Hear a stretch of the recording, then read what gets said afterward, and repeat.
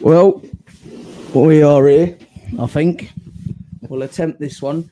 So before we introduce Nathan, I just want to do a shout again to the sponsors of the podcast, Silverback Cuts. Head over and check out his cuts. Did I show you his cut? Yeah. I think I brought it down, didn't I? Yeah, you brought it down. Yeah. So yeah, he'll do you a custom made cut, however you want it, really. Any materials, leather, canvas, and also check out Cold Skull Coffee, which that stuff's like rocket fuel. Yeah. I mean, I fucking came down here and I was like, what the fuck? So head over and check out. Both got websites. You can both order from them. They'll ship worldwide. www.silverbackcuts.com. Also on Instagram, silverbackcuts1. And Cold Skull Coffee, same again on Instagram, Cold Skull Coffee, and www.coldskullcoffee.com. You can order the coffee, or just check them out on Instagram, and they got the links in the bios. So here we are, Nathan. Yeah. We spoke about it. I said I want to get you on here, yeah. And I kind of just dropped it on you yesterday. Like, what are you doing tonight? What are you doing tonight? Well, tattooing, but yeah, no. So let's get an insight into where it all started for you, man. Okay. So probably the first time I sort of got into the tattoo sort of industry or loved the industry was probably like 16 or 17. Got obsessed with tattoos and how they are and the world of tattoos and what they meant, the meaning behind them, all that kind of world. So yeah, probably about that age. My friend had a tattoo gun, as we always do, in the kitchens, bedrooms, tattooing. But yeah, sort of that sort of era really of just tattooing the kitchen. So how old was you then? So I'd be 16, 17, roughly. Right. Roughly about that age, obviously doing stupid tattoos and noughts and crosses on legs and stuff like that, and all that kind of stupid crap. But yeah, I just loved it though. As soon as I picked up the tattoo gun, I don't know, I just get lost with it. Absolutely love it. No, that's it, and it's like, I mean, I didn't even get tattooed until I was 18, and then kind of from there for me it was like, you know, always grew up like loving tattooing, like loving tattoos. You know, I thought tattoos were cool as fuck, and then obviously like my neighbour was like fully like both sleeves up, like riding his Harley, and I was just like, that's one cool looking motherfucker right there, you know. And so obviously, did you kind of like just? I did. To be fair, I wouldn't even at that age. I wouldn't even call it tattooing. It was more just messing around. I probably got like sitting down actually doing like my first probably piece was like probably similar age to you, like 18, 19, where you sit down, you got stencil and, you know, in your hand drawing them and all that kind of stuff at the time.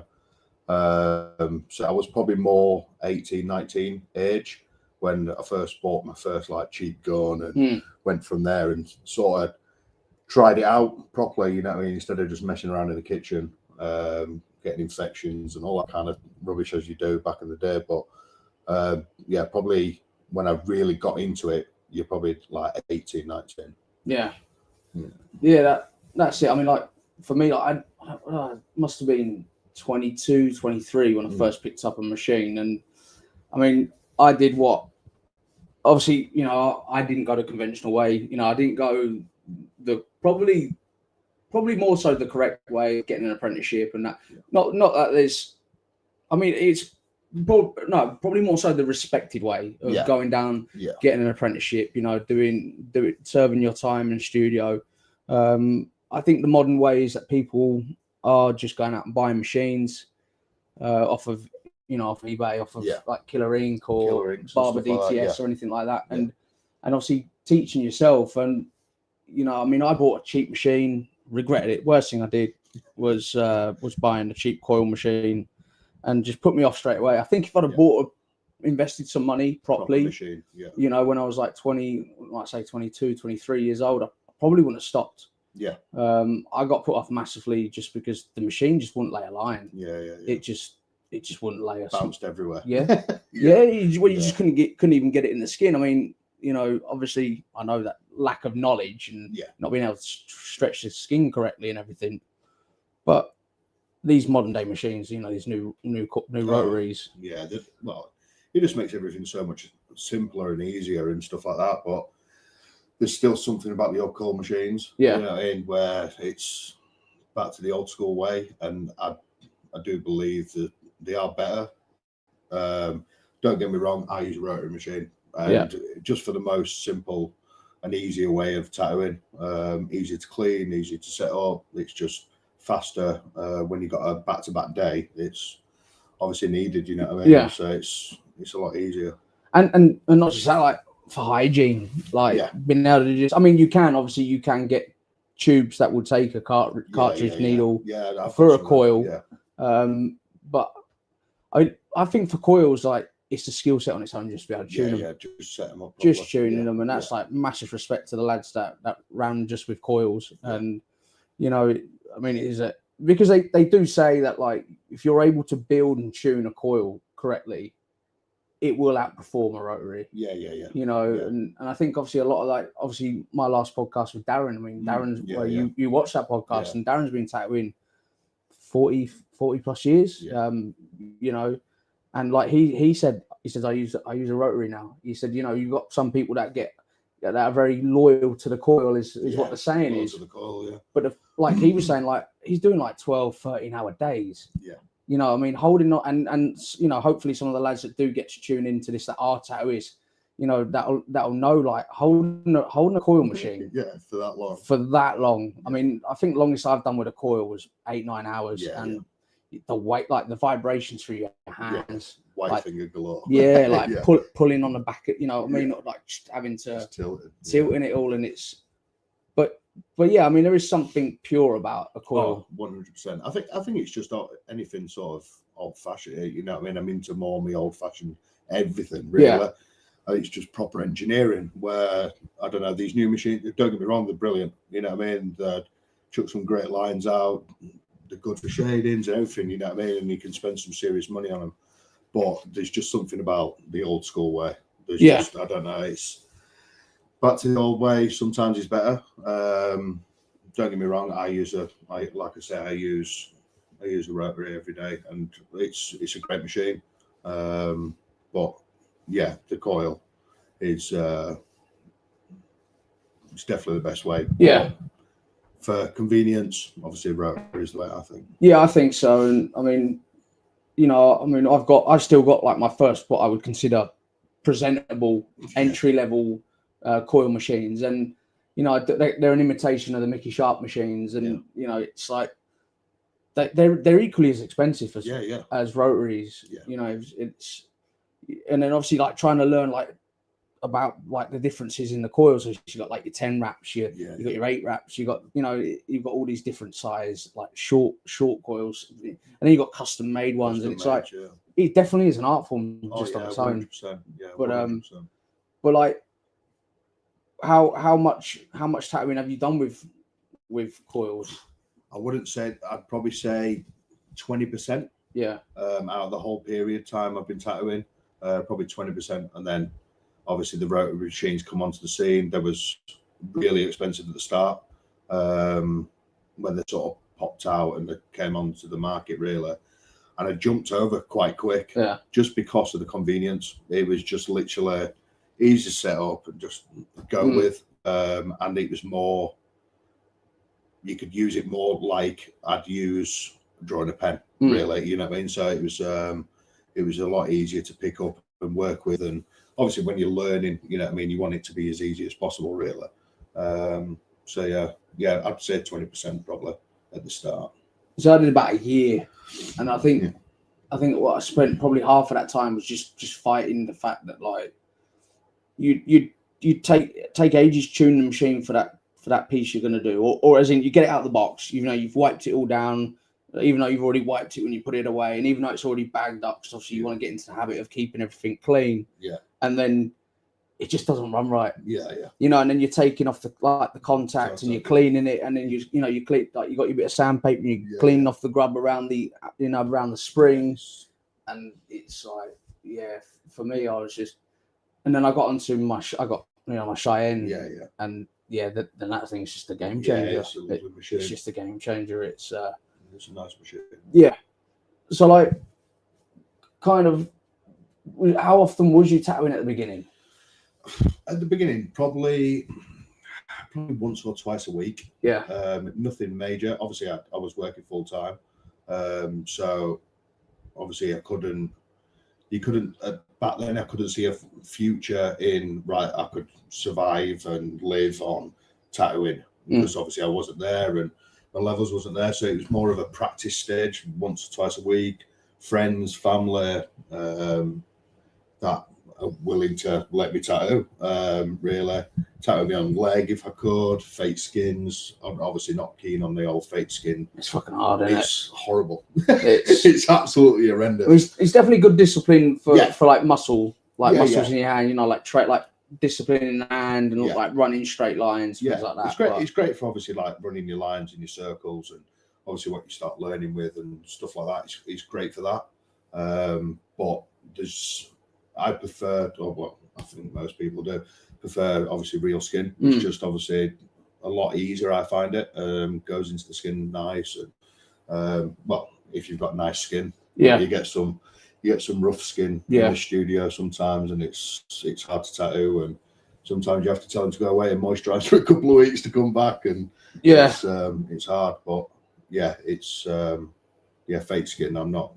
Unless you spend good money on fake skin, obviously you can buy some high-end stuff at the minute. Stuff like Killer Ink have got some stuff in. Yeah, they've got some like 5mm stuff at the minute, and there's a girl in the village that's just started practicing and just told her what machine to get and what fake skin to get, and her artwork's amazing. To be fair, she's just started on the Killer Ink 5mm stuff, and it's really quality stuff. It's really nice. It's quite close to the texture of human skin, really. So I've seen some of it. You can like stretch it out and that. And see, I did spend ages on fake skin because I was absolutely terrified of fucking up people's skin. Absolutely. I mean, to be fair, I'm still the same now. You know, not that obviously, because you just don't know. Do you know what I mean? It's going on forever. You know, and it's every day is daunting. It's still to this day. You know what I mean? Like obviously, I made a big jump opening a studio straight after you know what I mean, COVID happened and studios were closing left and center and all that kind of stuff, and then it's a big jump, and then when you get something in that you know you can do, but it's still well, if you don't, you know what I mean, it's not right, or you know what I mean, are they going to be happy with it? And it's daunting every single day, but I sort of thrive off that as well. I love that kind of like on the edge, and I hate like failing. So it's just like it makes me perform better. And I zone into it a bit more. Is that kind of obviously what made you think, fuck it, like I'll open a studio then? Yeah, pretty much. I was doing pieces on like friends and myself as well, and I was like, you know what, like I see pieces that people have paid for from different studios, and I'm like, I can do that. Like, I know I can do that, and I can do it better. Like, I need to do this. You know what I mean? Because when I tattoo, like I said before, I get lost, and I need to be out of my own head. So, like, it's nice for when I'm tattooing because I'm not in my own head, so I can just get lost. And like when I'm doing a big piece, say like 7-8 hours long or whatever, full day, and I feel calm by the end of the day. Like if I'm not tattooing all day, I'm just like a bit stressy all the time and a bit worried and and got time to think. But when I'm tattooing, I just disappear. See, I think like for me, like obviously, one of my mates messaged me. He's like, "Have you had to open a studio in Market Wheaton?" And I'm like, "Really?" You know, because I tried to open a shop. Because obviously, for people that don't know, like obviously, you know, I'm like the second artist here that comes in every now and again and helps you out and things like that. And you know, I like to do the black and grey stuff as and when it comes in and things like that. But so my mate said, "Oh yeah, there's a studio open in Market Wheaton," and I happened to come down. I had to go to the shops, parked up, and I saw your dad outside. And obviously from there, then you know, got to meet you and I'm a bit fussy with the work I do. You know, actually for this kind of like talking to people that don't know the work I do, and obviously you know that. And for me, it's like I enjoy the stuff I want to do. Yeah. And that's about it. Yeah, 100%. Like, whereas you obviously, like, you know, you've got a studio to run, and you're able to kind of, you know, go between styles and things like that, and obviously keep the studio open. And whereas I'm just like, no, I'm all right, thanks. Yeah. I'll stick to this. Yeah, you know, it is hard. Like, I do some things, and I'm like, I absolutely hate doing it. Like, don't get me wrong, I can do it, but it's like names, like partners' names. I've already, since I've been open, it's been what, 8-9 months now since we've been open. I've done tattoos of partners' names. Spoke to them before we put it on, and I've already covered them up. And it's just like, it's crazy. I told you already, like, you know what I mean, you're going to end up covering it up if it doesn't work out, or this, or anything could happen. No, I still want it. It's love of my life. And I'm just like, okay, yeah, that's absolutely fine. We can do it. But I'm just giving you a peace of mind. Like, it does happen where it doesn't work out, and you're going to end up covering it up. See, I can't say fuck all. I got my missus' name. I got like across my chest, on my fucking leg, nickname in my arm, and I'm just like, so I can't say shit. You know. But I got Morse code. So literally finger tattoos. I got Morse code of the ex's name, because I knew. You know, I'm just like, I am not putting a name on me. Just, I can't do it. I literally couldn't do it at all. I'd rather get like a symbol or something that means something between us or whatever. But that one's getting lasered from a previous ex before, so it's just like, it's bonkers. So, but like I say, like, there's like like script. It's bread and butter. Work. It's good. You know? It's good work in and out. You know, I mean, it's nice, and you can do a lot of it in quite a short period of time. Yeah. And you can make it look amazing as well. Yeah. And it's nice to do. I do love doing it. I prefer, obviously, if it's like a past animal or something, you know what I mean, like a dog or a cat that's passed away. And it's been the family dog for life or whatever. Oh, you mean like the names of the animals? The names of the animals, absolutely. You know what I mean? It's just more partners' names. I don't really get it. I try always persuade them to get something that sort of means something to them. Yeah. Like if it's, I don't know, if your partner's into trains, get a train or something, you know what I mean? Like, just something that you can make into a piece of art, and it means the same thing, but it's just more meaningful. Yeah. I mean, my missus has got my name that big above her fucking ankle, and I'm just like, am I looking into this stuff? And she says, "Oh, if you feel that way, why don't you redo it? Do it somewhere else, like put my name on her somewhere else." I'm like, I'm not fucking doing that. It's just like you might as well. It's like writing property on. You know what I mean? I'm like, fuck putting my name on you. It's just wrong. You may as well get it at the bottom of your foot like Toy Story. You know, if you want to get it, if you wanted it bigger or you wanted it somewhere else on your body, you would have done that. Yeah, you know, it's not for me to fucking put my name on you somewhere else. It's just, I don't know. I think it's just a bit cringe. It's a bit wrong. It's like when you got your pencil case and you're literally. You know it's like writing it on your rubber or something, so no one steals it. It's just like, come on. Yeah, it's I don't know. I've got a big thing against it, but obviously I will do it. Yeah. Obviously I've got a shop to run and overheads and all as it is. But I'd rather not. Roses as well. Like, I don't mind rose pieces, like they're beautiful, but when roses on hands, like, I get asked so many times about roses in my hands. It's just such a common tattoo now where, you know, I mean, try something different. You know what I mean? I mean, there are some great. I like to do roses. Some amazing ones, like black and grey. And I think when it comes to hand tattoos as well, it's like, obviously, but commonly they do drop out. Yeah. But like, obviously, I think it's a mixture of like having an artist that can approach a hand tattoo, in my opinion, in an old school manner, as in solid lines, heavy saturation, and then equally, unfortunately, we are at the mercy of the fucking clients. You know, it's like, and that's not to be horrible, but it's like we are at the mercy of them looking after them, because unfortunately, like, you know, like I said to you when you first opened, I said I'd stay away from finger tattoos. Because it can make you look shit. And not in the respect of you're a shit tattooist. but in the respect of like they fall out. They just fall they out. don't look after them. People, yeah. And I did one the first week when we was off. Yeah. Like literally was like, yeah, stay away from her. First week, someone come in, oh, every other shop's refusing to do them. Will you do them? I was like, yeah, I'll do them, but you got to bear in mind they're going to fall out. I'm going to end up touching them up. I think I've touched them up 3 times now, and it's just like, when's enough? And touching up, you know what I mean? They're just fingers, you know what I mean? You bash them, you use fairy up liquid, and all the toxins on your hands all day. So yeah, I do love finger tattoos. I think they look amazing though, especially on women. I think they look class.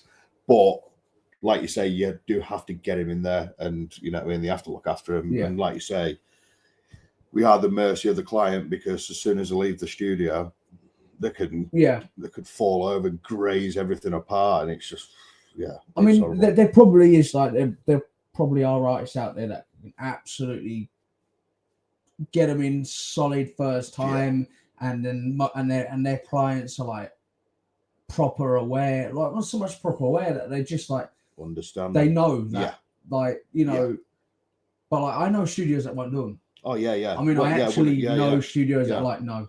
Yeah, the studio's close to us right now. They refuse. Literally 3 artists in there. Not one of them will do finger tattoos. So and I do get why. I do get it. I like doing them, but I also don't like doing them as well, because if I'll only do them on certain people if I know they're going to look after them. If someone's got a lot of ink and they've looked after odd places anyway, they're going to look after them a bit more, and especially when you tell them what they need to be doing after for the aftercare. But certain people who come in, I'll be like, nah, it's not gonna work. You'll be back and forth coming, can you touch this up? That bit's fallen out. I grazed it. It's just like, okay, because obviously that's time and money in the studio. You know what I mean? We do free touch-ups here, just because I don't want anybody walking around with a piece missing that they've grazed or whatever, and caught it or something like that. You know, it's. And I think to be fair, I think most studios do free touch-ups. Because I think obviously, like, I would say 99% of tattooists, like studios, like they do care. Oh, I think 100%. I think there's the odd person that's just in it for the money, and like I would say in tattooing is, if you're in it for the money, you're in it for the wrong reason. Because there is a lot of fucking effort that goes in it. There's a lot of behind the scenes. You get people asking why are you charging that much, you know? And I mean obviously, like, so you know, I taught myself, and I've still got a shit ton to learn. And I started, you know, I'm not ashamed of admitting I did start in the kitchen. But however, and I understand, like we spoke about this a few times in the past, like I understand where the lads that have come up from apprenticeships that have spent a lot of time learning how to make needles, and you know, and again, like I said earlier, like the respective way of coming up through the culture. 100%. I understand why they're upset about people like us picking up machine and having a go, and then obviously you know, you taking the massive risk of opening a studio, not knowing, you know, you couldn't guarantee people are going to come in. I didn't know. But however, equally, I think that, like me personally, I've watched a shit ton of documentaries, you know, like I've interviewed tattoo artists, like, and that to me, and the point I'm making is, that's my way of giving credit where credit's due. You know, 100%. It's like, I'm not here to shit on. I'm not here to shit on the culture. You know, and I've said this to people before. Like, okay, if you're going to pick up a machine and learn how to tattoo, like, first of all, in my opinion, hygiene is the most important. thing. Massively. Like, hygiene is the most important thing. You get that down, and you're a great artist. Like, I do believe there's something to be said about learning the fundamentals of tattooing. Heavy lines, as in solid, bold lines, power lines, heavy learning how to heavy saturate. I think that there is something to be said about the key fundamentals of tattooing. And you know, if you're prepared to do that, as in you're prepared to learn that yourself, and even if you don't want to spend weeks and weeks reading books about tattooing and like learning all names, like you could simply go and watch like Tattoo Nation. It kind of tells you like Freddie Negretti, you know, Ed Hardy, and you know, and all of the boys over in America, and kind of taking it from where Ed Hardy kind of got hold of some artists that come out of prison, and Yeah, I mean, I'm not going to attempt to say the names because I forgot half of them. But Yeah, Freddie Negretti is like one of the names that sticks in my head. But Yeah. watch Tattoo Nation on Amazon, and it gives you the kind of an idea of where it started to become more of a mainstream. Yeah. And that's again, like, I'm not. It was like, say, like when studios were open for 24/7 when the Sailors came home. Yeah, You know, it's like, so it goes even further back. You know, and at the end of the day, like, I can understand where some of the lads are like, look, we've got to gatekeep it. It's a protected art. Specialized you know, art, it is, but there are lads that there are women and men, and you know, picking up machines and hitting the ground running. Yeah, it's unbelievable. Yeah, like so we've got an apprentice Amy, and like I give her some fake skin, give her a big stencil, big flower piece to do. She brought in the next day, and I was shocked. I was like, what? Yeah. I was like, freaking hell, you know what I mean? Like, that's awesome. You know what I mean? Like, look to the other side, see if she went through, if she was too deep, like everything like that. I asked her about, did you do a 2-drop solution for your shading? No, I just used a solid black. I was just like, what? Like, you've literally shaded the leaves perfectly. Like, it's unbelievable. Like, and you've literally just picked up the machine and, like you say, hit the ground running with it. Yeah. It's amazing what people can do. But I think where the old school way, they wouldn't have ever picked up the machine. Yeah. And I think that's why I sort of love this sort of new way of doing it. I also fully understand where you're coming from, and I fully respect it as well, of the old school timers and going through the apprenticeship and learning, like setting up cold machines. And like an apprentice back in the day, you know what I mean? You're setting up cold machines for months on end before you even doing anything. And I fully respect that. But there's some artists out there that maybe wouldn't have ever touched a machine back then, who could have been an amazing artist through their life because of how it was so strict and short, and because everyone wants to get a good piece of art on them, you know what I mean? And if someone couldn't do it because, you have to have an apprenticeship, you have to be this way, you have to work in a shop for so long before you can do this, potentially they're never going to touch a tattoo gun in their life again. And it's a bit of a shame, but I also do fully respect the apprenticeship side and doing your time served and all that as well. Yeah, I mean, that's it. And it's like, it's a difficult one, isn't it? Because it's like, obviously we are both products of the new environment. Yeah, 100%. You know, we both learned how to tattoo ourselves. And I mean, I don't even like necessarily saying like learn how to tattoo, because like I don't feel that I'm anywhere where I should be.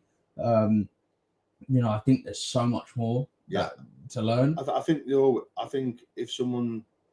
if a tattoo artist turns around to me and say, I know everything, you can't teach me anything, it's not right. To me, it's not right, because there's always stuff that you can be better at and learn and get, you know what I mean, colors in better. And there's so much to learn. There's so many different styles and everything like that. Like, some things we just will not touch in the studio. You know what I mean? I mean, I won't do color. I won't do color because I can't do it. I can't do it. It's hard, and then like realism and stuff like it's solid stuff. You know what I mean? And that's very specialized to me. And you know what I mean? Where I turn around and say it's just not what we do. You know what I mean? Sorry, but go see this artist or this artist down here. But they specialize in that piece, and obviously they've got the market for that, because that's what they do, and you pay the price for their specialized. And that's kind of like where I think it's right. So like, you know, at the end of the day, it's like, okay, like I can't do color because I didn't. Well, first of all, I don't understand the concept of color. I think that, and I think that anyone that's studied art or has an awareness of art is to, you know, we spoke about this a few times. You take a red ball, and at the bottom it looks black. It's not black. Like the reality is that's not black. It might look it, but anyone that knows color knows that you end up going into like purples and into all different. And then sometimes you look at it and think, well, that color isn't even. You can't even see that. You know, it's. You know, so like I just can't. I don't get it. I don't get it, and I think that there is definitely a knack to putting in color well.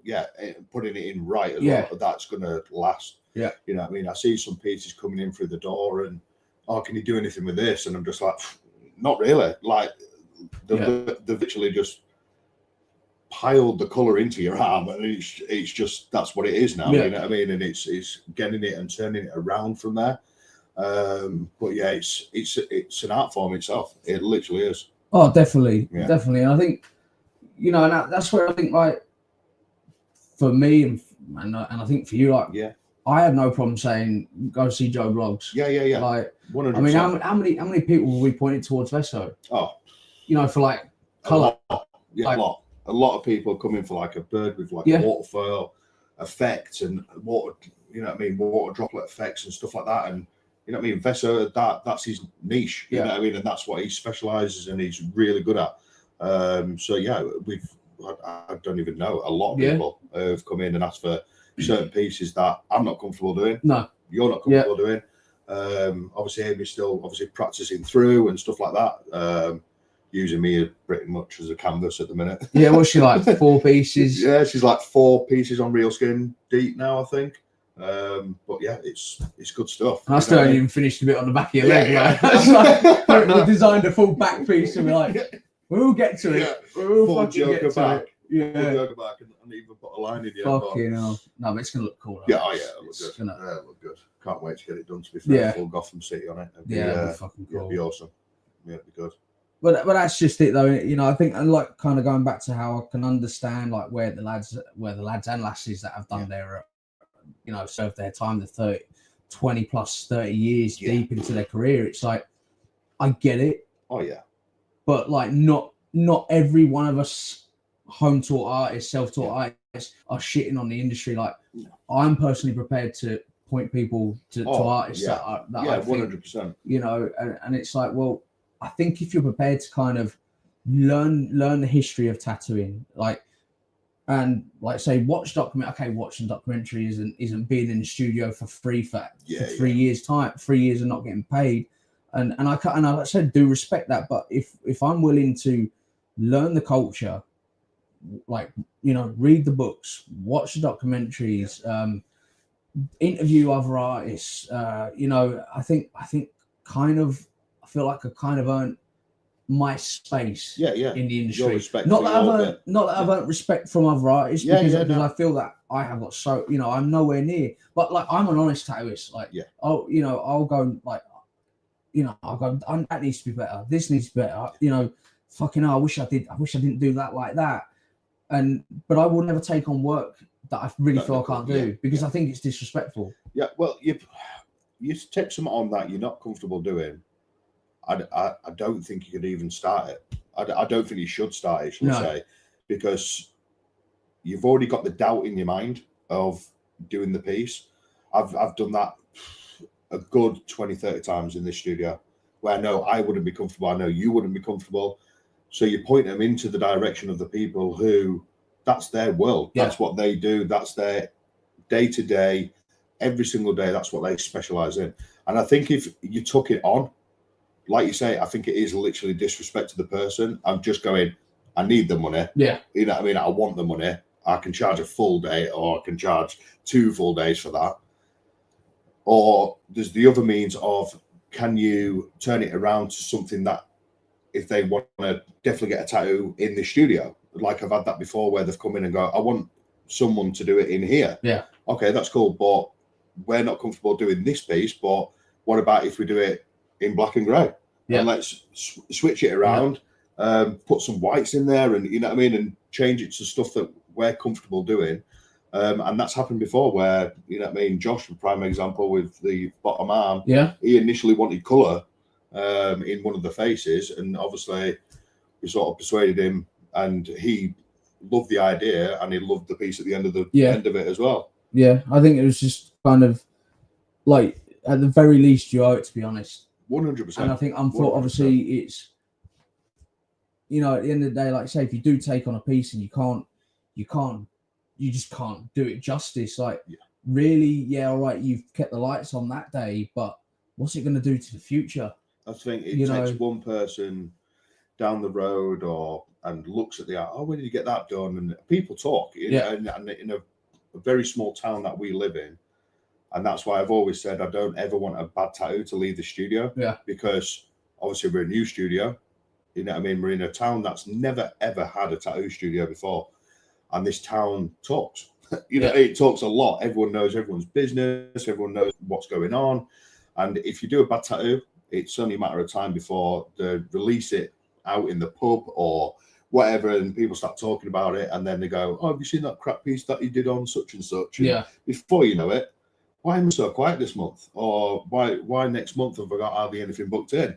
And it's because, small lips sink big ships, and it's the most true saying ever, especially to this world, is you are what you put out. You know what I mean? If you're only as good as your last piece. Literally you are. Yeah. If you're putting crap out the door, it's literally gonna, affect business like mad. Because, like we said before, this is a big risk for me. I left a massive job to do my dream. Like, this has always been my dream, to have my own studio, so I can have my own music on, talk how I want to talk, get tattoos on my face because I haven't got a meeting with clients around the world and all that kind of crap, where I can be me, and I don't have to hide who I deep down am. Yeah, that's it, isn't it? And obviously, like you said earlier, the studio's been open 9 months. And obviously you built this little room that we're sat in right now. What is it size-wise? About what? I think it's 4.2 meters by 3.8 meters. And there was two of us tattooing in it quite often. Full day tattoos in it.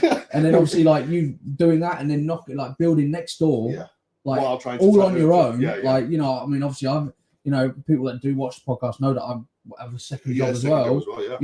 Working 12-hour shifts in a factory, and so I wasn't able to help you. And you were here I come down some nights and you were here like 11, 12 at night, still fucking removing rubble out of the wall. And this is obviously an incredible old building. It's like 100 years old, is it? 146-year-old. So it's crazy, it's really old. I've just seen actually some original pictures of this building when it used to be a hardware shop. Yeah. And they used to sell like sand and concrete and everything out of this building. It's crazy back in the day. And you can see like where it had like doors upstairs where they're probably loading up bay ales. Yeah, that's it. Yeah. Yeah, it's crazy. It's a lovely building. I absolutely love the building to pieces, and it's not on the main high street, but it's like just enough off the high street so it's hidden. It's nice and quiet around here. Obviously loads of parking as well. That's really helpful. But yeah, I love the building, but it has took a lot of time, a lot of money, a lot of risk to do it. But me and you outgrew this room in not very long at all. I could have asked for a better start for opening a studio up in this town. No, that's it. And you've definitely been what appears to me from what I see. Definitely been open, taken in welcome arms, and the town's happy that the studio's here, and and like I say, obviously doing piercings now. A lot of piercings. I thought it'd be quiet, but I thought it'd be enough. Obviously we brought Amy on to do the piercings. Previous she used to pierce as well, so it was great. It was actually a mum. I was doing a tattoo on a mum, and a mum suggested Amy. I said, well, get her to come down, we'll have a chat and go from there. So we stuck her on the course to refresh everything for her. But yeah, she does all the piercings, literally every part of the body. We won't stick to just ears or noses and stuff. We'll do everything. So yeah, we do skin dives, the lot. Yeah, I was talking to her yesterday. I think yesterday she said that she's done a skin dive, hasn't she? Yeah. Did one on in between the breasts of, I think it was a mother-in-law, I think. So yeah, she was shaking like that for that one because it was a mother-in-law. Fucking whacking old. Have that. I think she loved doing it. To be fair, I think she loved doing it. That's for the time you give me our time. That's it. But no, it's good. And then obviously she's come on now for the piercings, and then now she wants to start diving into the tattoo world. So obviously she's got a lot to learn, but she's willing to learn. She's comes and asks questions all day long when she's here, so it's good. Shows that she's keen, you know what I mean? So it's good. No, that's it. And I think, like you say, as long as you at the end of the day, if you're willing to put the time in, and then I kind of think not going back over what we've just been talking about, but I think at the end of the day, there is a new way of approaching tattooing. I think as long as you respect it all, and like especially the hygiene and Yeah. And I think I know artists that have been tattooing 30 odd years that like, you know, I know their friends like that were like, mate, he tattooed me in the kitchen. Like, it's like, let's be honest, like there's a lot of the lads that have been tattooing 30 odd years that did do an apprenticeship. They also tattooing in the kitchen. Yeah, of course. You know, and it's I think every artist has pieces out there that don't want people to see. 100%. Like, I've fucking got shit out there. Like, you know, some of it's on my own leg. And I'm like, shit. You know, and some of my friends, they're like, fucking hell, look at that. I was like, shit. I remember sitting in the kitchen, like, fucking literally clean filming up this little, like, space-saving table that I had. Yeah. Like, fucking sitting there for, like, 6 hours to do a tattoo that, I mean, obviously you know better than anybody. I'm not a fast tattooist, but it's like something that now would maybe take me 3 hours. Back then was taking me 6. I'm like, fucking hell, like. Yeah, it takes forever when he was back there and he was just sticking the needle in for ages. And you look back at some of the times, you're like, wow, how did they even do it? You know what I mean? Feel bad for the person. Like I've got some mates still who I tattooed way back, and like I see him, and I'm just like, oh, I don't even want to see it. You know what I mean? Don't show me that. Don't show me. He's just like, oh, well, what about a cover up? I'm just like, I can't really do anything with that, like, to cover it up. It's that bad. It's that gone. Oh, yeah, that's it. And it's like with cover ups and that, and it's like people go, can you cover? I'm just like, really? Like, yeah, but I've seen it on the internet. Oh, right. Yeah. And again, like all the old school lads will know that, like, they will see all like, and you're like, why can't you do it like that? Well, you're saying that's fresh. Where's the redness? Yeah. Like, no, but the guys, it was done last week, and it's like, well, you're telling me it's not Photoshop. Yeah. No, it's like, come on. Like, some of the stuff that comes in, like, fucking hell. I had one the other week, and she come in with a picture of a hand, and he could just tell it was AI, like photoed up, and even the fingers where the tattoo was, the middle finger was like double the thickness as the other fingers. Yeah. And I was just like, well, that finger's different. Oh, it's just a swollen finger from the tattoo. I was like, no, it's not. Like, it's literally made bigger to fit that massive rose piece on one finger. I was like, do you think it's actually possible to fit like a full rose with petals, with the full stalk, everything on one finger? They're just like, yeah. I was just like, it ain't happening. No. Like, it's just not going to happen. Like, it's just unbelievable what the people walk in and believe that.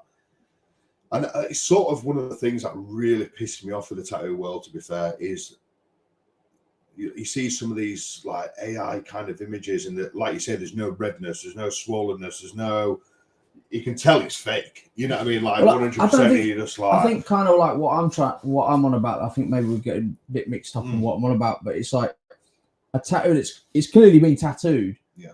And it's gone up onto someone's social media, onto their page, and it's a great tattoo. It's an incredible tattoo, but it's fresh. Like, why is it not red? Yeah. You know, and it's like I think that, like, I don't Photoshop any of my stuff, like, and I think that, and it's like I look at some of these pieces, I'm like, hands down, better tattoo than what I can ever achieve. Yeah. But like, why is it not red? Yeah. Like, I'm interested. Real. Like, just get rid of it. Like, just be real. Like, at the end of the day, it's like some of these people that are fiddling around with their tattoos have been tattooing a very long time. Yeah. And they seem to be quick to chat shit on the self-taught modern day artists. It's like, but your tattoo's red. It's not red in the photo. Yeah. You're like, if you're willing to chat shit on our generation of tattooers, like, just put up a normal picture. Like, you know what I mean? At the end of the day, you can't advertise a fake Louis Vuitton bag. And then on eBay. You know, you can't put up a bag that says Louis Vuitton and it's like, you get done for it. It's counterfeit. But why is it okay to take the redness out of a tattoo? Yeah. You know, and I mean, as someone that only does or attempts to do the best he can of black and grey, it's like, well, everybody knows that if you can get the blacker and the lightest contrast lighter, you're going to pull off an incredible black and grey piece. It's like, well, you can't. It's not okay. Just in my opinion, it's not okay just to hit a button and it just self-alters the contrast. It's crazy. I think it's just the way technology is now. You know what I mean? And you start looking at like these Snapchats and stuff like that, and you start seeing pictures of people, and you're like, I saw you the other day. Like, you look nothing like that. Yeah. You know what I mean? It's just like, and there's buttons on there where you just press and it just adjusts everything. You know what I mean? You're just like, wow, it's like, how many people are doing that with the pieces, you know what I mean? Where it's literally just one click, everything just adjusts, it looks perfect, you've got a black background on it, and the picture just pops, you know what I mean? And it's just like, it actually looked like that if I was looking at it in person. You know what I mean? I tried to do it as clean as I can with the photos I take. I try not to edit at all. I suck at taking photos, man. Yeah, I'm the worst. I'm the worst. Shit at taking. That's the thing when you're an artist, you've got a studio, you have to be like a tattoo artist, you've got to be a photographer, you know what I mean? Social media. Yeah. It's just like, trying to balance everything, it's just like impossible. But yeah, photos, I suck. Yeah, It's bad. I mean, when I worked at Nordic Inkk, it was like an ongoing joke of our fucking Josh has got the Vaseline, smeared it over the fucking camera, and it's like, I'm shit at taking photos, but then you can see, that's my work. It's like that's it. Like, I'm shit at taking a picture. I'm not the greatest tattooist. I'm an honest tattooist. Yeah. You know, it's like, well, what more are you supposed to do? You know, that's me. Like, you know, I'm shit at taking photos, but you know, kind of thinking it. That's it, really. I think, and I think on that respect, like I can see where, like I was like talking to Darren on the last podcast, he was saying like he has absolutely no problem people using his style of work. Yeah. Like at the end of the day, like if you're gonna tattoo one of his styles of pieces, just tag him in the post. Yeah. You know, it's like, don't copy it completely. No. But if you're gonna take one of his skulls and you're gonna, you know, crop pieces around, like we're all using technology to create stencils, like if you're gonna use his piece, but you're gonna maybe move the pistons, or you're gonna add another one of his pieces underneath and turn it into something else, just put like your twist on it. You know, credit to you know, Darren McKegg just out of respect, though. Yeah, you know what I mean. It's respect for that artist and loving their work. You know what I mean. It's like someone trying to draw a piece of art from another piece of art. You know, you know what I mean. But you can always tell there's a little twist on it. I don't think you should ever copy anything. You know what I mean. You shouldn't. I don't think you should ever like a lot of people are like Pinteresting stuff and just like bringing it up. I want it identical. I'm like, well, I won't do it identical. No. Like literally, I'll put something, I'll edit something, or I'll change it a bit just to make it unique to you. Yeah. You know what I mean? Because the last thing I want is you walking down the road and someone else has gone into another studio and said, I want this identical, and then you both got matching tattoos. Just, I don't know. I think you should always make it a bit to you, a bit personalized as well. I mean, I think obviously at the end of the day, like, and I don't really think there's ever anything that's truly unique now anymore. Never, you know, it's at the end of the day, like technology is. I mean, I think that I think kind of like, again, going back to like what that, like speaking to Darren, is Darren over 50 years of being an artist. He's what, late 50s, I think he said he was, and he's been drawing since he was like 5 years old. So, well, he's got you know, late 50s, early 60s, and he said I've been drawing for 50 plus years. Like it's.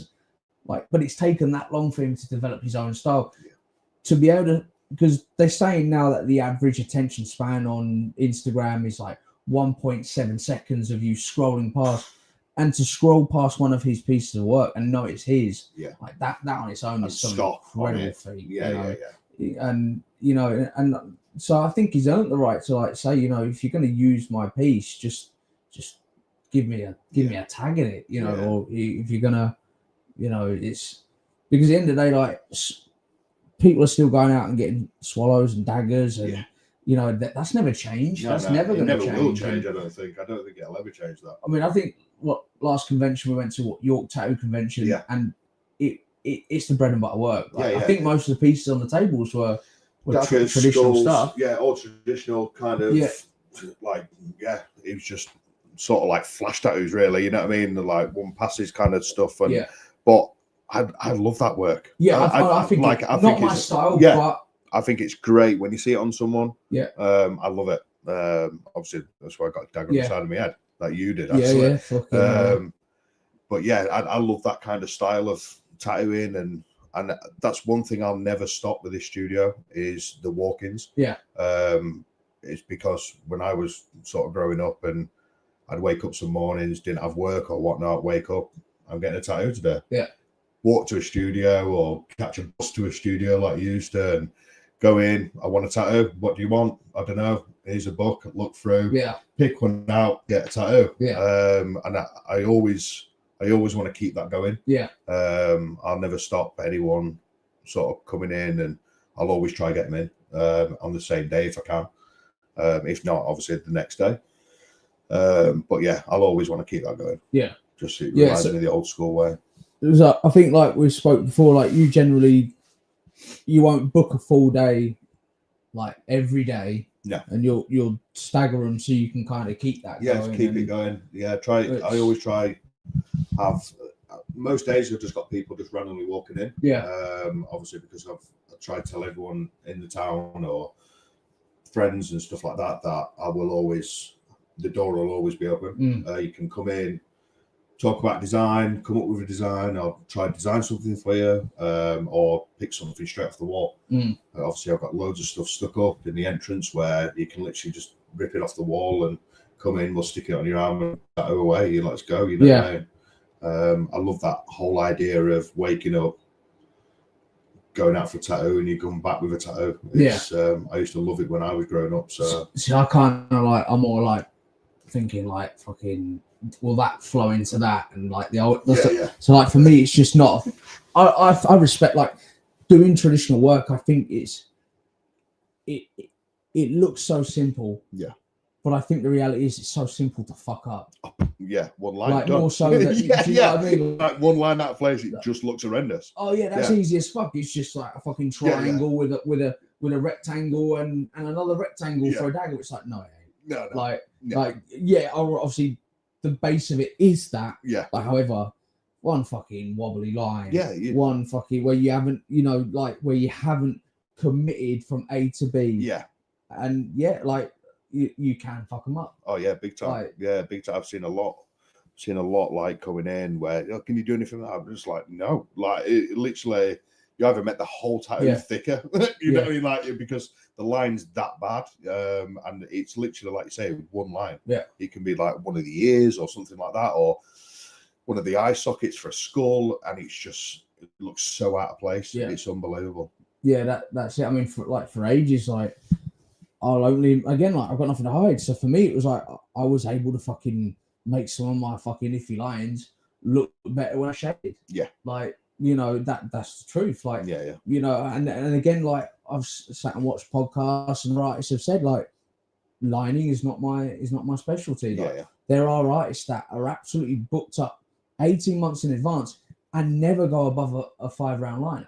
Like never go above a 5-round liner. And then there's equally artists that never come below like a fucking an 11-round shader. Like, because they just do solid lines. Solid bold lines, like pepper shading, just fucking old school, solid, honest tattooing. And I always say to people, like, value for money, you're never going to get more value for money than a traditional tattoo. No. Than heavy saturation, bold lines, a dab of color if that's what it is. Like realism does not age. Like, and that's whether you're a shit realism artist or whether you are the greatest. Like, realism does not age as long as fucking traditional. No way. It's so solid in there. You know what I mean? It's obviously feathered so much on the realism and portrait and stuff like that. And obviously the tattoos fade. It's one of them things that it's sat in your body, and it's just, stuff happens to your body, your sun, weather. You know what I mean? If you work outside, if you go on sunbeds, like it makes hell of a difference to your body skin. And with the old school, it's in. It's in there. It's solid, and it's not going anywhere. But then, like for me, like that's what I love about black and grey. Like for my arm, for example, my arm's now done by a G that owns Talisman in York. It's what, 12, 13 years old. I love the fact. What I like about black and grey is it ages organically. Like and like again, like kind of coming back to obviously you see my sleeve. Man. It's solid lines. So he's an old school. That's what I love about the old school mentality of bold lines but nice shading. Like, like that's where I think if you can develop a style kind of like how this is done. Not obviously, maybe not so much the style of the pieces, but if you can understand the basics of getting in the bits that are gonna hold it together, that are gonna age it or help it age. Like, I think you're kind of onto a winner, really. Yeah, definitely. You know, that's what I think it's. But like I say, you know, then now like the new style is people are just getting random fucking little lines and things all over their fingers. It's just like, whatever floats your boat. Like, and that's what I sort of love about the industry. That's what I love about it, and it changes all the time. Yeah, like the friends might have got it, or a relative might have got one a couple of years ago, and it's come back into fashion, and they want it now. And I love that every day is different. You know what I mean? Like today, I've done a knitting ball. You know, it's just like a ball of wool with 2 knitting needles through it, and it's for a mother that passed with a colour that she had a favourite colour in the knitting wool, and she absolutely loved it to the point she's pretty much to tears. You know what I mean? And it's just like that feeling you get when you do a piece and they love it that much, that the close to tears. You know what I mean? And it brings back that feeling of their mother who they sat next to them while I was knitting, and she was telling me all the stories through while I was tattooing, and it's touching. You know what I mean? That you've put something on their body forever that every time they look down, it's going to bring back that memory of a relative that's passed. I love that. I absolutely love it. And that's where I think, obviously, kind of coming back to the whole point of if you don't, if you're just about the money, you're not respecting like that person. And I think it's such a privilege to be able to become a part of someone's life forever. They might not remember who you are, you know, maybe in 20 years, or they might not be interested, but the reality is, like, I can look at every single tattoo on my body and know exactly what I was doing, know exactly how I was feeling. Yeah. You know, I remember the tattooist's name, but I personally do know each one of the tattooists that tattooed me. I don't know the name, you know, I don't know them all personally as friends or anything like that, but like they tell a story. Do you know what I mean? And that for me, it's like, it's got to look cool. Obviously, it's got to. I mean, I went into G with there was no stencils. He literally sat down, right, what we're doing, and I was like, well, old school hot rod, rock and roll themed. I love skulls. It's got to have a 13 in it. Picked up the Sharpie pens. Yeah, just popped a load of Sharpie pens off. I mean, and then you kind of break it down, like where we've had it, where people have come in here and obviously you give them a quote and they're like, oh, okay. And then obviously, like we said, where some of it will have to be drawn on, and you kind of see the face, and it's like, well, and I straight up, I say to them, I'm like, look, I've got like £250 13 years ago just in Sharpie. Just in Sharpie, yeah. Like, and you know, I'm not fucking bitching about it. Like, that's just Sharpie pen work, you know. But that was what it took for me to get what I wanted. What you wanted, It's like, you know, there was no sat with the iPad. Yeah. I don't even think iPads were really a thing 12 years ago. I mean, you know, they probably they definitely want drawing with pens and you know what I mean, all that kind of stuff. Yeah. You know, but it was no sat with a computer looking at stuff. It was like G literally drew off his head. Yeah. It was, you know, he put some daggers in the top of the skull. It kind of started looking a bit like a Henya mask. I was like, no, I don't want them. You know, he literally just got the old rubbing alcohol. And rubbed it back out. Yeah. Do you know what I mean? It's like, and I think that's so cool. You know, I think like pure art. Yeah. Do you know what I mean? Literally pure art. You know, it's like there are different, like you say, it kind of. I'll always remember that. You know, I always remember being sat there watching him do that and like putting in the little bits that mean stuff to me. Yeah. You know, like I had to have 13. You know, loving the old. I think anyone in the tattoo world, lucky 13, and you know, and then having my Mrs. nickname inside the rev gauge, and you know, Indian. Obviously, got to interview fucking Bobby, who runs Indian Larry Legacy. But like, how crazy for me to think like. That's what I think so magical about this whole scene of bikes, tattoos, custom culture is like, I got Indian Larry's question mark in my pocket watch 12 years ago, and then got to interview the guy who's now keeping his legacy alive. Yeah.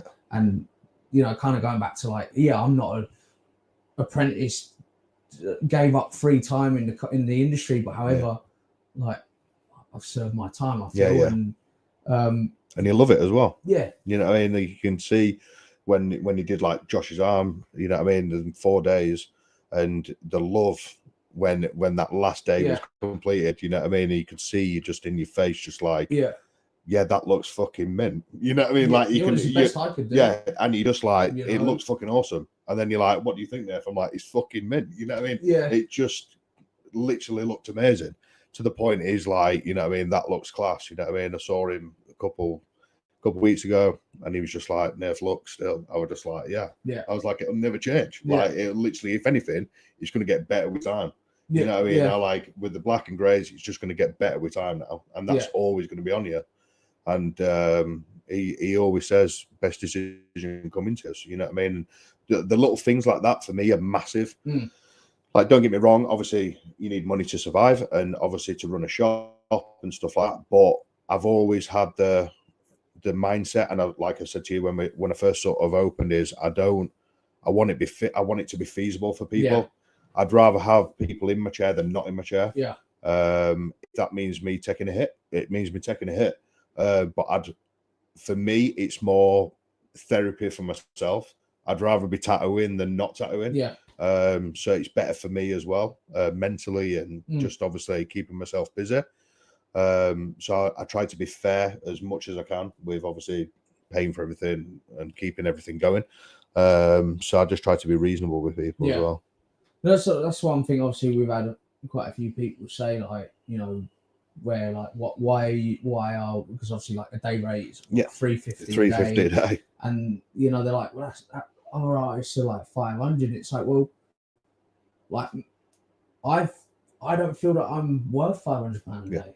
Like, that's not me trying to be like feeling sorry for myself or anything like that. It's just me just being honest. You know, it's at the end of the day, like, they're £500 more than likely because they're at that level. They specialize in what they do. Do you know what I mean? That's what they, you know, they put in their time in that respect. And you know, but then I think obviously with you know, you do get people that kind of feel that like, oh, why are you undercutting us? It's like, well, but we're not, because when people want your style, like, we're sending them to you anyway. We are literally sending them to you. Not that we've, I mean, I haven't had anyone say to me, why are you undercharging? No, not one person said to me, to be fair. I can imagine that people kind of would feel that way, but it's like, you're misinterpreting the point. 100%. You know, like, a lot to me is obviously to be fair with people. You know what I mean? Times are hard for everyone. You know what I mean? It's the way everything is at the minute is just ridiculous. You know what I mean? And if I can save that person, I don't know, £100, £150 on a day, and it keeps me busy tattooing all day, and I get to do what I love to do, listen to the music I love to listen to, and have a conversation with some great people. You know what I mean? The people who are coming into the studio, you know what I mean, are the best clients in the world. They're literally the class. You know what I mean? They're just like on the same wavelength as me. But look at yesterday. Like, we had Brett. You had Brett in yesterday. See, I tattooed Brett when it was just this, what, 7 months, something like that, and he's driven another an hour and 15 minutes, I think it took him. But nevertheless, he guaranteed their studio's over his way. But he's got a mate who's got a studio over there. It's crazy, you know what I mean?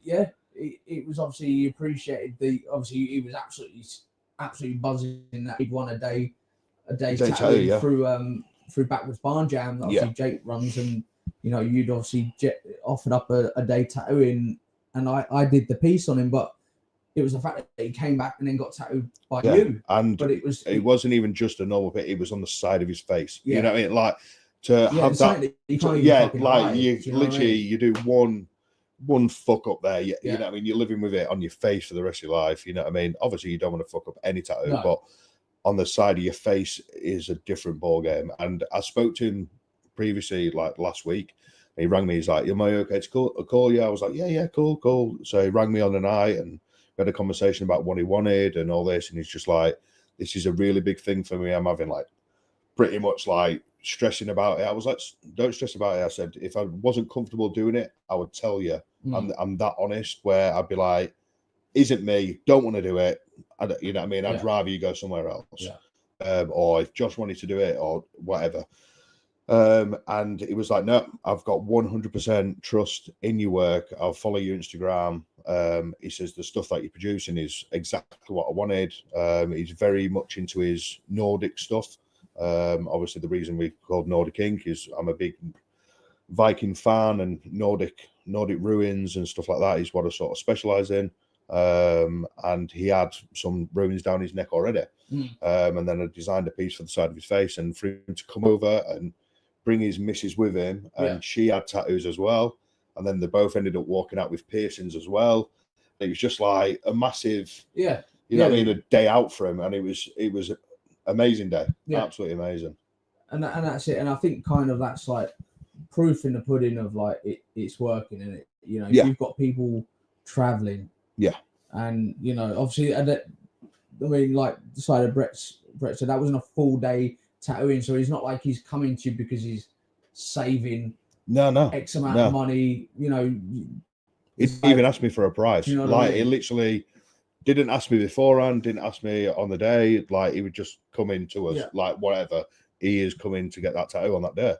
And then when they turned up in the morning, he said, right, how long we got? And I said, well, I've booked half the day out for you. Like, I don't care how much it's going to cost me. Like, I'm buzzing that you've drove an hour and 15 minutes to come to us, back to us, you know what I mean? I was like, it's amazing. And he was overwhelmed that I booked out half the day just for him, you know what I mean? And it was amazing. Then Amy came and we was talking about piercings, and it was like, while we're here, let's do it, you know what I mean? And they both walked away with piercings. And it was just like, his missus, she's got quite a few piercings in her ears. And, I did some in her ears, and well, she already had, didn't she? And obviously, the fact that she obviously wanted more, and things like that. Because obviously, generally, like people that are right into the piercings, they kind of like tattooists. They'll find their piercer, and they'll kind of stay, which, you know, they do a good job, and it's clean, and that's it. Don't get infections and all that, and they settle in good. You know what I mean? We hand poke everything, and literally refuse to use guns, and we just find it real sacrilege, you know what I mean? And literally, what's wrong with hand poking, you know what I mean? Some people don't like the feeling of doing it and all that. Okay, that's fine, but don't be a piercer. You know what I mean? You know what I mean? It's softer on the skin. It's, you know what I mean, nicer healing stages, everything like that. So yeah, we hand poked a lot. So I had my ear done with a machine. And then when I re-pierced it, obviously I had to push something through. But when I had my neck done, that was fucking, mate, having a bath in the back of my neck. Shit, the bed. I just got with the missus, man, and fucking trying to act. She had the middle of her ear done, that bit there. Didn't fucking flinch, and I'm like, I've got this. I'm like, oh my fucking god, you know, trying to act all fucking like that didn't hurt. I'm like, really, fucking ranked. I remember just going to get my nose done, and oh jeez, man, I literally walked out there, just sat in the car, both my eyes are watering, and I was like, what is going on? Like, literally, I sit there for hours getting tattooed, and literally my nose, I had a tiny little piercing from my nose, and I'm literally sat there weeping like in the car. Well, they do fucking hurt though. Some of them Brett, he was wicked. He just sat there like a right trooper, boom, straight. Was it top of his ear? Top of his ear. The hoop through the top. And then his missus, we put a star tattoo in the top of her earlobe, and then she got a diamond through the middle of it. Oh, cool. So it looked pretty cool. I gave her the idea while I was tattooing her, and she was just like, you know what, let's do it. I was like, what, right now? And she's like, yeah, let's do it. So literally tattooed a little star, and she went straight through. And so you did like just like the line ones through with the little lines coming off the side. So very, you know what I mean, one round line. Left the gap in the middle. Push straight through. Nice. And then it just pops it through. Like, it's becoming quite a popular thing for girls now. Because obviously this part of the ear, you know what I mean, it's gristly anyway, you know what I mean. So when you go through, it's not too bad, you know what I mean. You start getting closer to the face, you know what I mean. It starts getting a bit tender, like, but up here it's quite gristly, just straight through. But it looks awesome. Looks pretty cool. I've not seen them. I can see. You can see it. Yeah, it's just like a twinkle star, really. You know what I mean, in the air. That's it, isn't it? Looks pretty cool. So what is the future? What's the plans for the future? I mean, already in less than a year, it's like literally more than double. Yeah. So obviously more than doubled in size. Not going to go any bigger on the shop side of the studio side. I think three to four artists is enough. Me, yourself, and Amy. There's potential another girl coming, right? Who's very fresh, wants to get into it. but her artwork is unbelievable. What she's doing on Fake Skin already is unbelievable. Yeah. So that's potentially another sort of an apprentice coming in. And then upstairs, we're going to have like a loungy living room kind of kitchen, open kitchen vibe, where if you want to just come speak about tattoos, speak about piercings, sit down, listen to some good music. I'm going to have all my vinyl up there and all that kind of stuff, where we can just come and chill. Yeah. Talk about tattoos, talk about piercings, talk about sort of anything related to the shop. That's going to be available upstairs probably in the next couple of months. That's going to be going on. That's cool. I mean, we spoke about it a few times. Yeah, I think you obviously weren't entirely sure what you wanted to do. It's such a big building. You know what I mean? It's a massive building, so it's having, you know what I mean, the time first of all. Obviously, we're trying to keep the business going, and then obviously trying to do it all myself. I don't like obviously getting traders in when I'll have a go myself. You know what I mean, and try to do it all myself. So obviously eliminate the cost of tradesmen's really. Obviously, I'll ask for help if I need it. But yeah, it's going to be the end goal is to have like a nice chilled, where you can come and just chill out. You know what I mean? Nice and warm up there, and just TV on, watch some TV, and talk about a cool design or book something in for later on down the year and all that. But yeah, it's sort of where I want to be studio wise. I'm pretty happy where we are size wise now. I don't know what we're going to do if we do get another artist and where we're going to put it. The last thing I want to do is put two in here again. Yeah, because it was tight. I mean, you can do it, obviously. Yeah, you can do it. It depends what you've got on as well. You know what I mean? Like that day when we was in here, you know what I mean? We had two sort of lay down tattoos. Like it was a bit full on. Yeah, it was tight. It was. I mean, like I say, it is doable, but obviously, really, it's not. It's nice to have your own. Yeah. Where you can kind of stretch your legs a little bit. Yeah. Kind of spin around the bed when you need to get to different parts of the tattoos and things, and not have to maneuver around the walls and shit like that. And but like I said, at the end of the day, I suppose if there is the demand for it, I've obviously got a bottom part of the building as well that I rent out. You know what I mean? I don't know if that's ever gonna come back to me. It probably will do. And if the time's right and I've got the customers in, you know what I mean, and I can expand through, I can always expand through there as well and take the whole bottom floor. Yeah. So that's obviously another option we could do. But at the minute, obviously, it's rented out. So obviously it helps out a lot as well. So, but yeah, we'll see. We'll see. I don't want to run before I'm walking. You know what I mean? As well, that's the thing. No, that's it. And it's kind of like you still got more to learn. Like not only learning about tattooing and always learning, but you're running a business now, yeah. That's it. It's hard work. You know what I mean? Doing designs till like 1 o'clock in the morning, and then you tattooing the next day at 10, and then you back up, and people are coming in while you're tattooing, and you know what I mean. You're just trying to keep on top of everything and keep everyone happy who's working here, and keep everything going, lights on, you know, and heating on, all that kind of stuff, and the music's right and the vibe's right in the shop.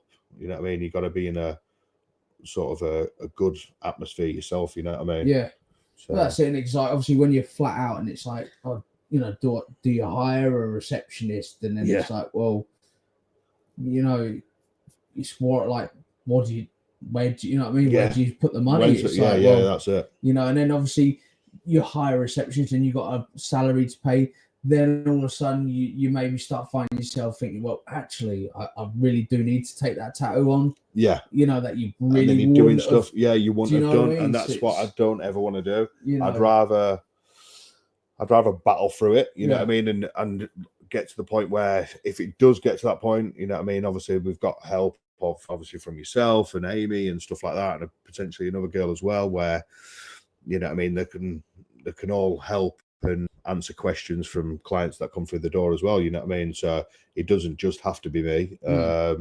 Obviously, you know what I mean, I do ordering and everything, you know what I mean? So it's full time, you know what I mean? It's a full on responsibility, and you feel responsible for other people as well. You know what I mean? But it's good. It keeps the pressure on. And I like I like that bit of pressure where, you know what I mean, if we have a bad month or whatever, you know what I mean, crap, what's going to happen, and I love that because it drives me more. Well, and I know you always said like I didn't even expect to get this big this quick. Oh yeah, nowhere near. Yeah, I was expecting.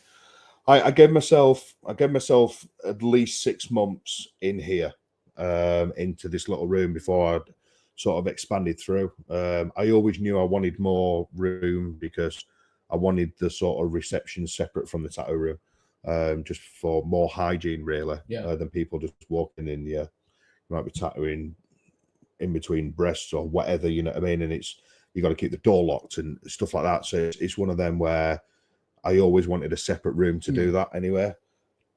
Didn't think I'd go to the extent I've gone now, where I've got like pretty much 2 rooms and then a real reception and toilets and everything like that going. So it's awesome. It's absolutely awesome. Love the vibe, love the artwork that we put up and the different sort of things that I love. You know what I mean? I've got horns and all the things I love in my actual life. This is my second home. Like the dark, like the cave vibe, like the darkness to it, like the black ceilings, the grey walls, the dark. That's what I like about it. And obviously, coming in tonight to set up to a podcast and walk past the wall, and I'm like, no shit, like fucking hell, that's cool as fuck. Like, it's just obviously starting to fill the big wall, and obviously, obviously there was talks before where you getting all the reception all painted up. Yeah, and obviously. Yeah, no, that's still going to happen. Yeah, still going to happen. The toilet's all going to get done as well. Been speaking to actually the girl that potentially could be coming here. Her work's unreal, and she's very much black background, white on top. Yeah. So it would work really well in there. Obviously, all the walls and roofs are black, one of my favorite colors. So yeah, it's just it's awesome. I absolutely love the place. I love coming down here. If anything, it just don't feel like work. You know what I mean? It like I get home on a night time and shattered and all that kind of stuff, but it's a pleasure to do it. You know what I mean as well. Well, that's it. It's fucking like say it's an honor. It's a privilege. It's an honor. Whatever, however you want to kind of look at it, you getting to mark someone's skin for life. Yeah, and forever. You know what I mean, and putting stuff on for lost. Yeah, that's it. Lost family and stuff like that. It's. I mean, I've done one where it was a dad had passed away, and I put at the what do you call it? Fucking the ash. Oh yeah. In the ink. Yeah. I was lucky that one of the lads that worked at Unique Inkk had done them, and he said there is a knack to doing it, and obviously you have to get them to sign like a disclaimer, because obviously it's you're putting a foreign. I mean, obviously ink already is a foreign body going in, and then obviously you get into put, and that was like it was a bit weird, because you know that it's so sentimental. You know that you're doing something. It's like there's someone's ashes in that. But then I've been in the studio where there's a couple that have been sat there, and Marco, who worked at Unique Inkk at the time, he was tattooing them, and they'd just lost their baby the day before. Yeah, and it's like fuck, like and it's like wow. Yeah, and it means so much to him. Like, and that's the thing.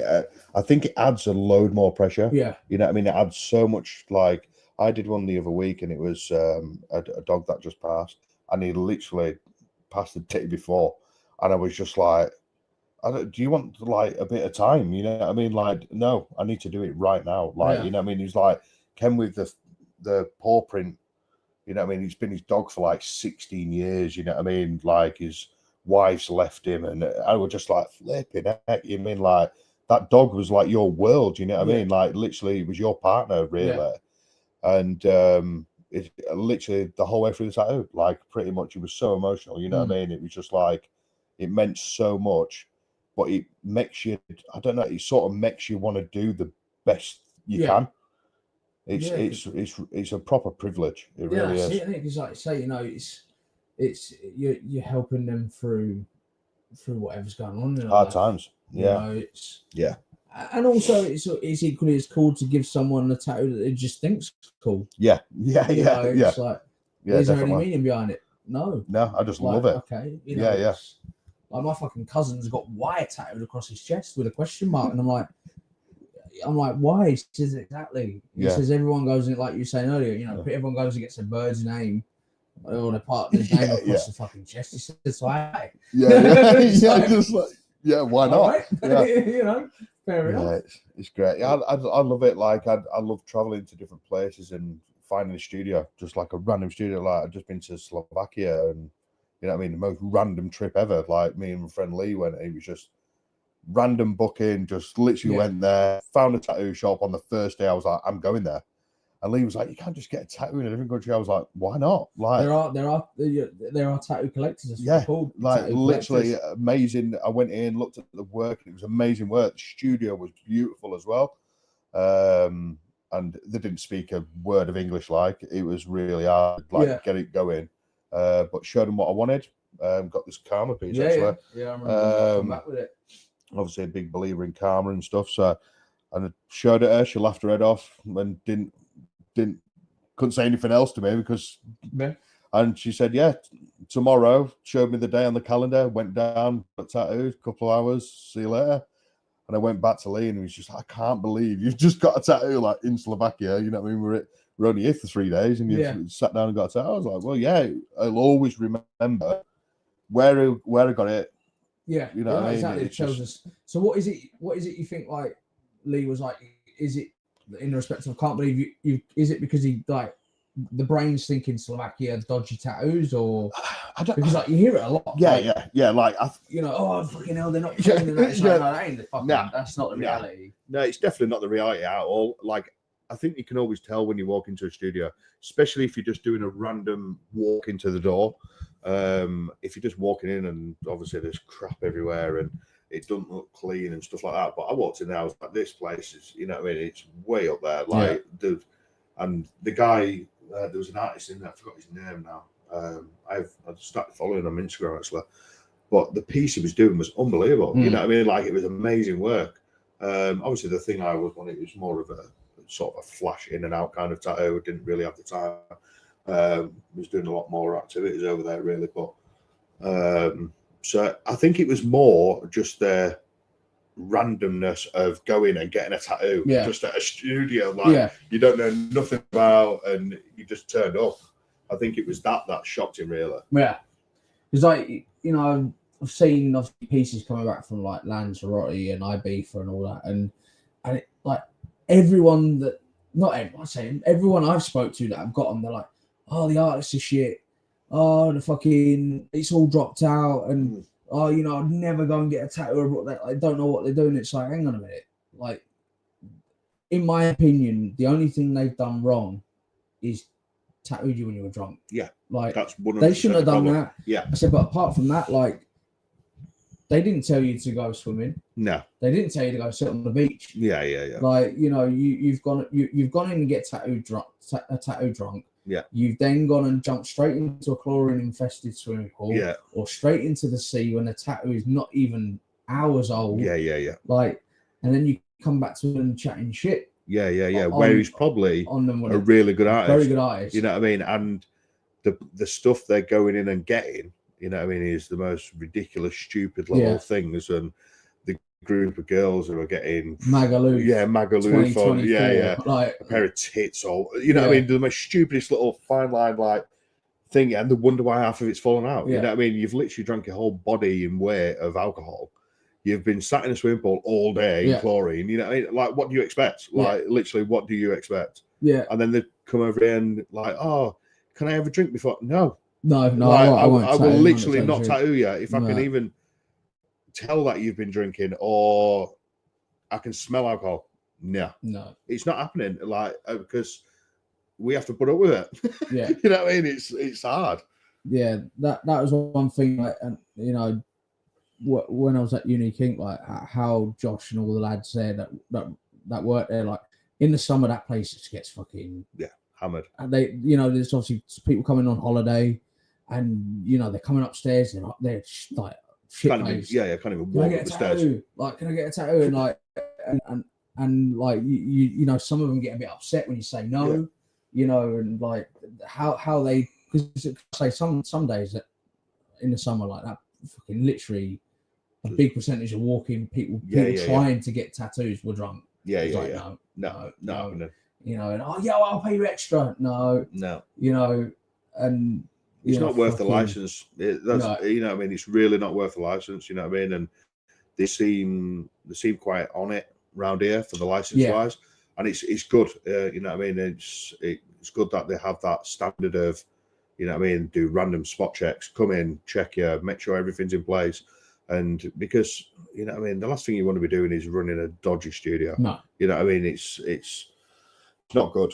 Not good for business. You get a reputation, you know what I mean? Oh yeah, he tattoos me and I was underage. And like, I get people coming in and they're like, you're definitely not 18. I know you're not. You know what I mean? And it's like, show me some ID. Well, that's not your ID because I know who your older sister is. Yeah. That's your older sister's ID. Yeah. Oh, you know my sister? Yeah, I do. You just robbed her ID and trying to come and get a tattoo. Yeah. Also, like, know your mum and dad. You're 16 years old. Like, what you doing? You know what I mean? It's just like a tattoo you once, and then before you know it, but they're coming in and they've already got tattoos, and you're just like, how? Where have you got that tattoo from? Oh, I've got it from here and I've got it from there. I'm like, what? How? You know what I mean? And you're just like, well, I told how old I was and they still did it. I'm just like, freaking hell. No, you didn't. Yeah, just like you've definitely used the ID before and it worked. Yeah, or one of your mates is learning how to tattoo and they pulled off an half decent piece. You know, it's like, and that's the thing. It's like, you know, that's why you got cameras. You know, that's it. It's cameras don't hide anything. It's all there. It's one of the best things you ever said to me at the start when I start set up.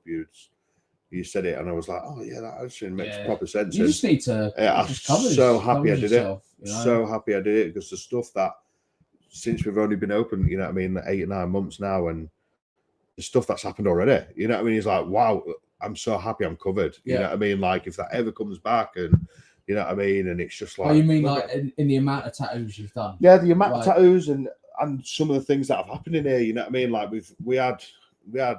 Some people like coming in, like 2 girls come in, and Amy was here. Luckily enough, Amy was here, and she could hear everything and stuff going on. And I tattooed a friend that was absolutely fine. They were having matching tattoos, and I tattooed the second girl. Got to right at the end where I just needed to neaten everything up, and it was hurting her. You know, Amy with tattoos hurt, and it started to cause her some pain.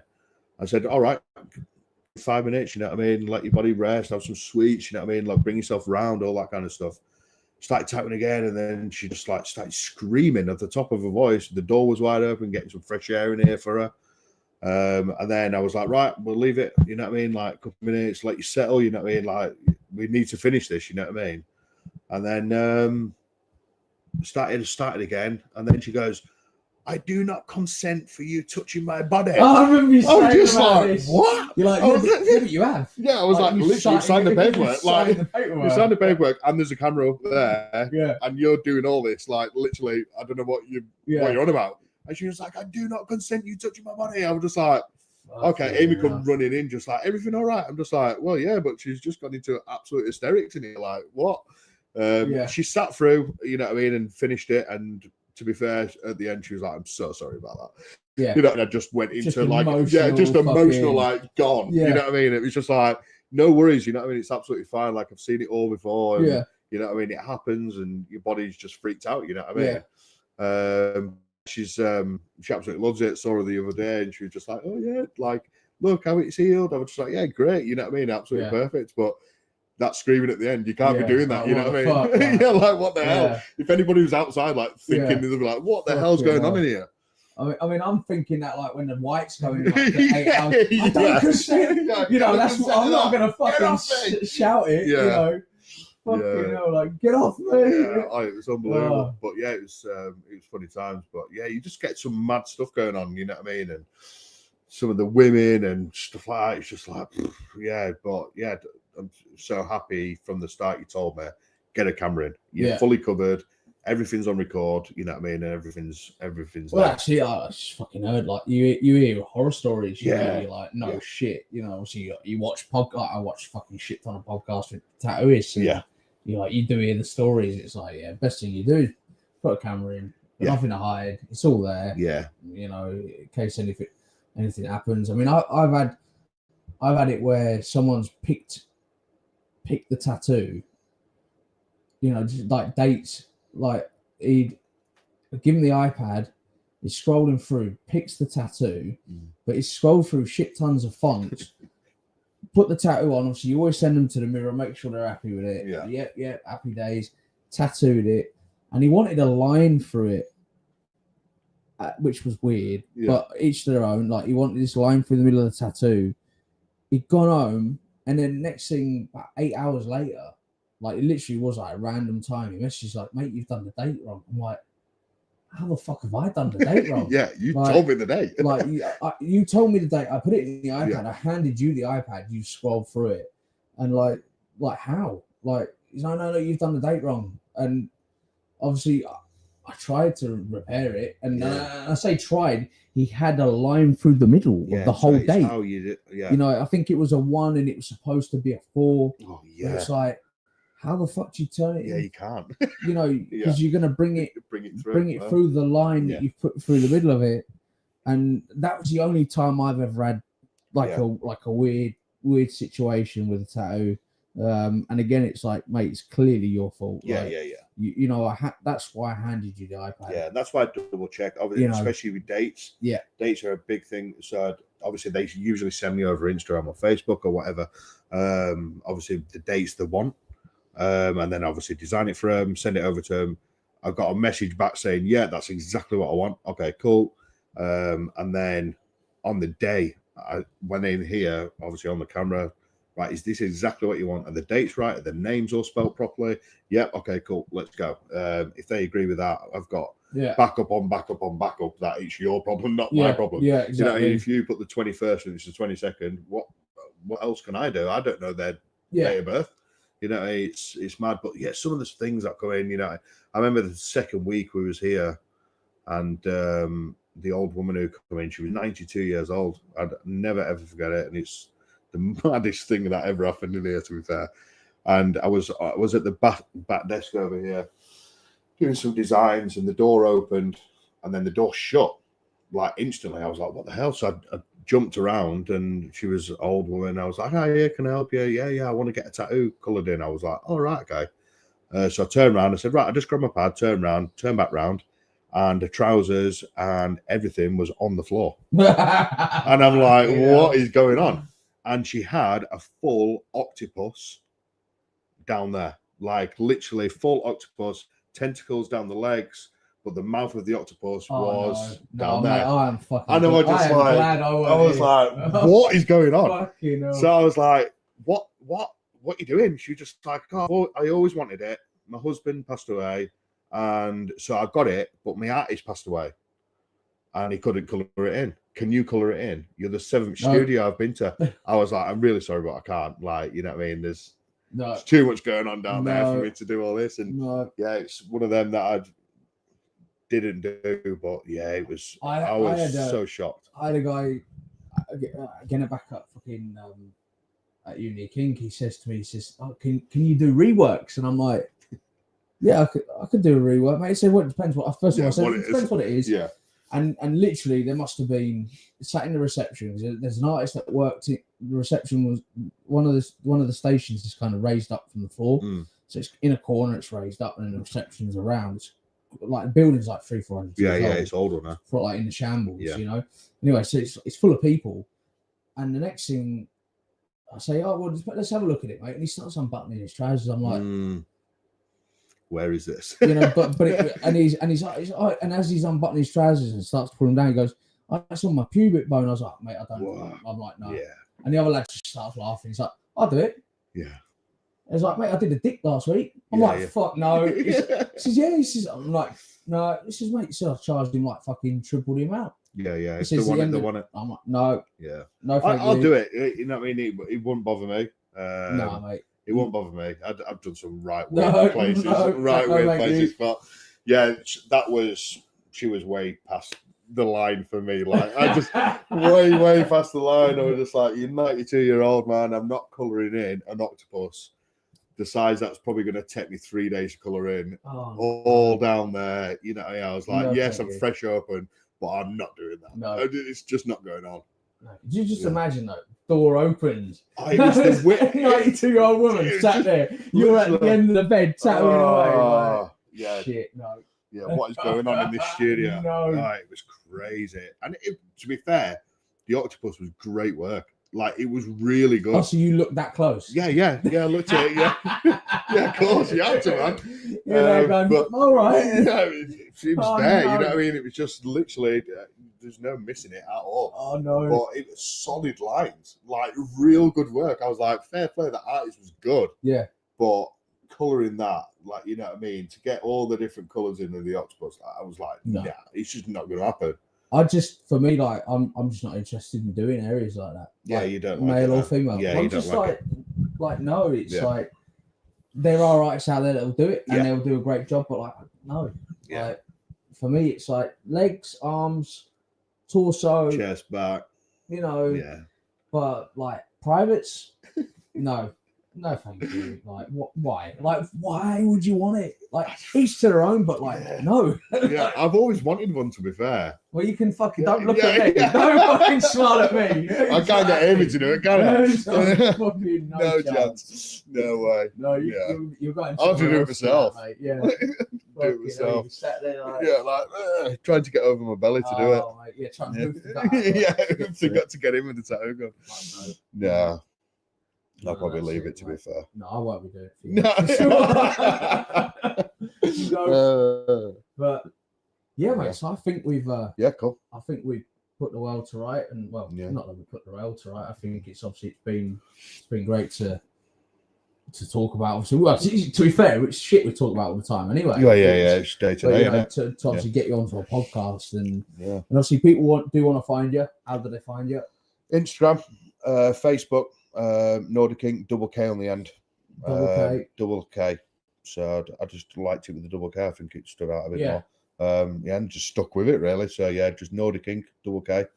Instagram, Facebook.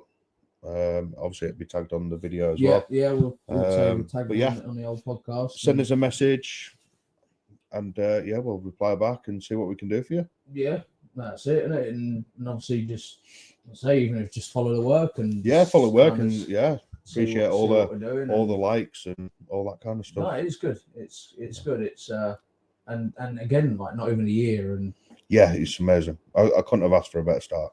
Literally amazing. Like, I'm shocked, you know what I mean? Like, I was expecting nowhere near the response we've got. Obviously it helps that know a few people, and you know what I mean, and obviously the town's never had one, and people have been traveling a long distance and stuff, but building that clientele from the start, you know, it's hard. It's always going to be hard. yeah. But yeah, I couldn't have asked for a better start. No, that's it, innit? Yeah. That's it. So yeah, so again, thanks to everyone that's Yeah. tuned in. I think we have Okay. had a few people that have stayed on. Yes, sweet. And yeah, so like I say, obviously find the studio online, and Yeah, cool. again, thanks everyone for tuning in, and thanks for coming Yeah, on, because I thanks kind of for just dropped it on you. Yeah, like big what are you time. doing tomorrow? Right. Yeah, we're doing a podcast. You want to do a podcast? Yeah, all right. Oh, fucking sweet. All right. Yeah, proper dropped. You know. Yeah, Yeah, it you only were dawned on ta- me like halfway through the day today. I was like, oh shit, I'm actually- podcast. yeah. You're like, fucking hell, yeah. He just slipped. He just come in here. It's like, yeah, do you want to Podcast tomorrow, yeah, go on. Because I did, didn't I? Like, Yeah, you come back into mid-tattoo. tattoo, and I'd fucked off. Yeah, But yeah, no, it's so good. honestly, thank you very much, mate. Yeah, thank you, man. Hit the old end the old live stream there.